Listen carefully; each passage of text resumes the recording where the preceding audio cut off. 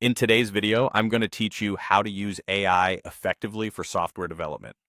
By the end, you'll know how to guide an AI to produce better code, how to iterate productively, and how to keep projects on track when things get tricky. Start by giving clear and specific prompts. Avoid vague requests and spell out the goal, the stack, and the constraints. Instead of saying build a website, say build a responsive e-commerce website with a product catalog, user authentication, and a shopping cart using React and Node.js. Include any design preferences, performance targets, data formats, or APIs the code should interact with. The more context and acceptance criteria you provide up front, the fewer revisions you'll need later. Next, embrace iterative development and feedback. Don't expect a perfect solution in one pass. Break the work into small features, ask for one at a time, run the code, and test it. Then give focused feedback like, the login flow works, but the session doesn't persist on refresh, or the product grid isn't responsive at tablet widths. This turns each exchange into a structured feedback loop and keeps scope creep under control.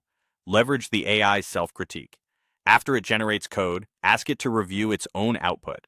Prompts like identify potential bugs, suggest efficiency improvements, or point out edge cases this misses can surface issues that weren't obvious.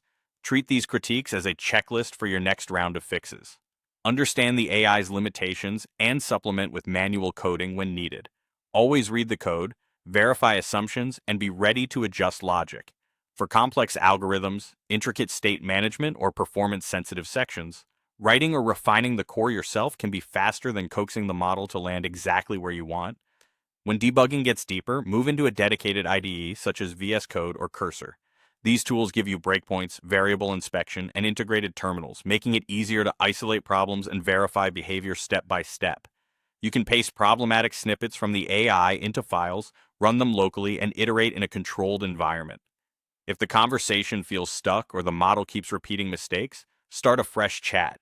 Restate the objectives succinctly, and include only the essential context. A clean slate often resets assumptions and leads to better results. Finally, focus on the foundational structure first. Establish project architecture, core data models, routing, and state management before tackling intricate features. A solid base reduces cascading errors and gives the AI a stable framework to build upon. Follow these practices and you'll turn AI into a reliable partner throughout your development workflow.